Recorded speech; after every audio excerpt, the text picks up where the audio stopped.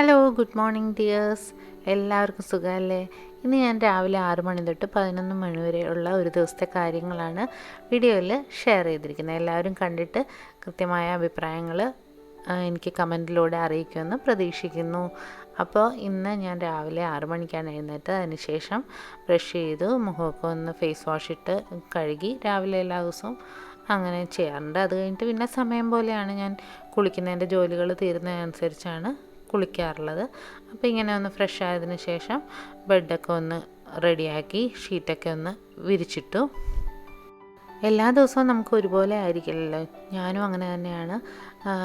ഓരോ ദിവസവും ഓരോ കാര്യങ്ങൾ അത്യാവശ്യങ്ങൾ അനുസരിച്ചിട്ടാണ് റുട്ടീനിൽ മാറ്റങ്ങൾ വരുത്താറുള്ളത്.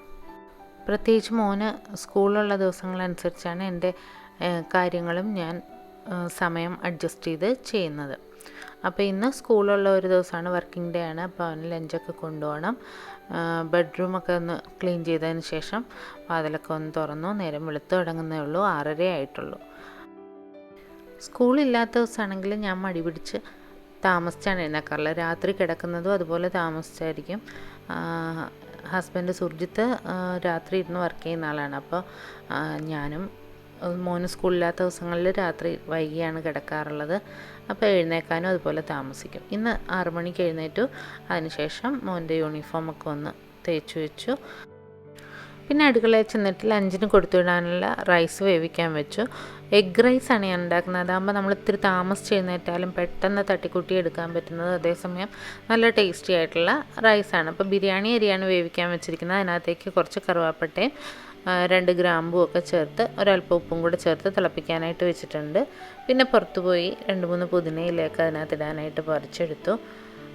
പുതിനയിലയോ അല്ലെങ്കിൽ മല്ലിയിലയോ ചേർക്കുന്നതാണ് കൂടുതൽ ടേസ്റ്റ്. ഒന്നുമില്ലെങ്കിൽ കുറച്ച് കറിവേപ്പില ചേർത്താലും മതി, കുഴപ്പമില്ല. അപ്പോഴാണ് നമ്മുടെ ജർബറയൊക്കെ നല്ല വിരിഞ്ഞ് നിൽക്കുന്നുണ്ട്. 2-3 വിരിയാനായിട്ട് മൊട്ടുകളുണ്ട്. ഞാനിങ്ങനെ കാത്തു സൂക്ഷിച്ച് കൊണ്ടുവരികയാണ്. 2 കളേഴ്സേ ഇപ്പം എൻ്റെ കയ്യിലുള്ളൂ. അപ്പോൾ കുറേ പേര് ഇതിൻ്റെ തൈകൾ ചോദിച്ചിരുന്നു. അപ്പോൾ അവർക്ക് ഞാൻ ഇതിൻ്റെ തൈ റെഡിയായി കഴിയുമ്പോൾ തരാം. ഇതിപ്പോൾ തൈ ആയിട്ടില്ല. അപ്പോൾ തൈ ആകുന്നതിനനുസരിച്ച് ഞാൻ വീഡിയോ ചെയ്യാം കേട്ടോ. അപ്പോൾ പലരും വിളിച്ചിട്ട് എനിക്ക് തരാൻ പറ്റിയിട്ടില്ല. അപ്പോൾ ഇത് ഓക്കെ ആകുമ്പോൾ ഞാൻ വീഡിയോയിൽ ഇടാം. അപ്പോൾ എനിക്ക് മെസ്സേജ് ഇട്ടാൽ മതി. അപ്പോൾ അതിനുശേഷം ഞാൻ പുറത്തേക്ക് പോയി നമ്മുടെ പാല് വന്നിട്ടുണ്ടോ എന്ന് നോക്കണം. രാവിലെ ഒരു 7 മണിക്ക് മുൻപേ ആയിട്ട് പാല് വരും. അപ്പോൾ അത് പോയി എടുത്തിട്ട് വന്നു.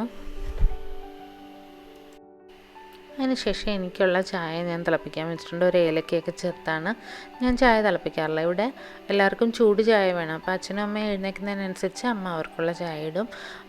ഇപ്പോൾ എനിക്ക് മാത്രമാണ് ഞാൻ ചായ ഇട്ടിരിക്കുന്നത്. അപ്പോൾ ഒരു ഗ്ലാസ് ചായ എടുത്ത് ഞാൻ എപ്പോഴും പറയാറുള്ള പോലെ വാതിക്കൽ വന്നിരുന്നാണ് ഞാൻ ചായ കുടിക്കുന്നത്. എനിക്ക് അവിടെ വന്നിരുന്ന് കുടിക്കുമ്പോഴാണ് ഒരു സന്തോഷം കിട്ടുന്നത്. അതാകുമ്പോൾ പുറത്തെ കാഴ്ചകളും കണ്ടൊരു 10-15 മിനിറ്റ് അങ്ങനെ ഇരിക്കും. അപ്പോൾ ചായയൊക്കെ കുടിക്കുന്ന സമയത്ത് ഏതൊക്കെ പൂക്കൾ വിരിഞ്ഞിട്ടുണ്ട് എന്നൊക്കെ ഞാൻ അവിടെ ഇരുന്ന് നോക്കും. നല്ല രസമല്ലേ?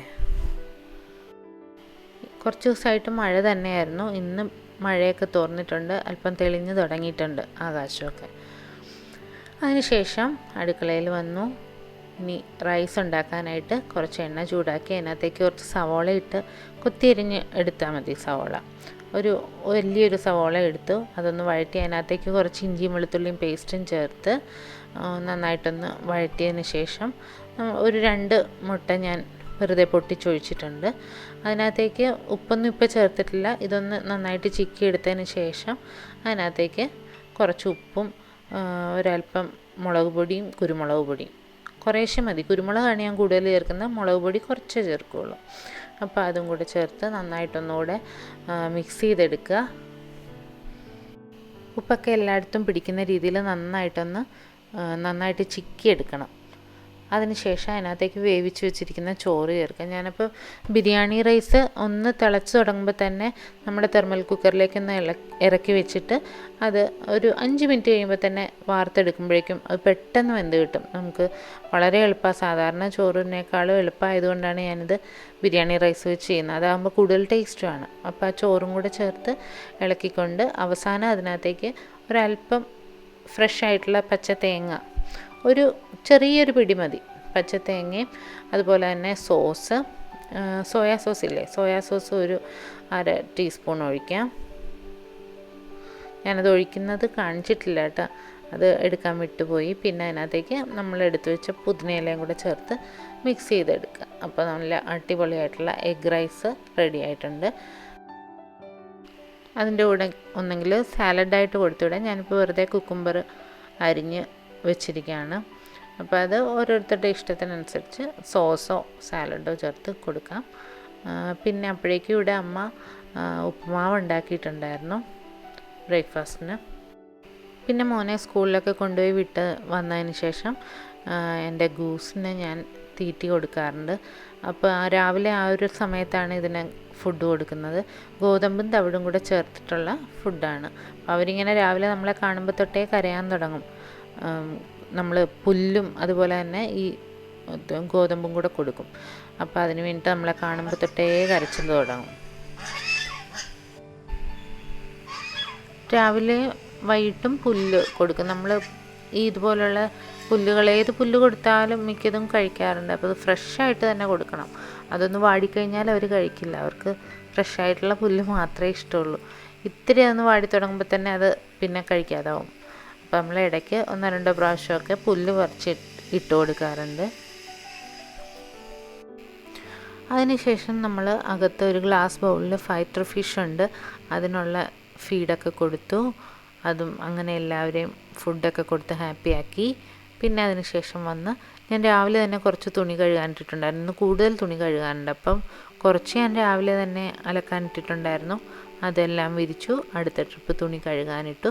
അപ്പോഴേക്കും 11 മണിയായി. അപ്പോൾ എനിക്കൊരു സ്ഥലം വരെ പോകാനുണ്ടായിരുന്നു. അതിൻ്റെ വീഡിയോ ഞാൻ പിന്നീട് കാണിക്കാം. അപ്പോൾ 11 മണിയൊക്കെ ആയപ്പോഴേക്കും ഞാൻ റെഡിയായി പോയി. അപ്പോൾ ഇതാണ് ഇന്നത്തെ മോർണിംഗ് റുട്ടീൻ, 11 മണി വരെയുള്ളത്. അപ്പോൾ എല്ലാവരും കണ്ടാൽ ഇഷ്ടപ്പെട്ടാൽ വീഡിയോ ലൈക്ക് ചെയ്യാനും സബ്സ്ക്രൈബ് ചെയ്യാനും മറക്കരുത്. പുതിയ വീഡിയോ ആയിട്ട് വീണ്ടും കാണാം. താങ്ക്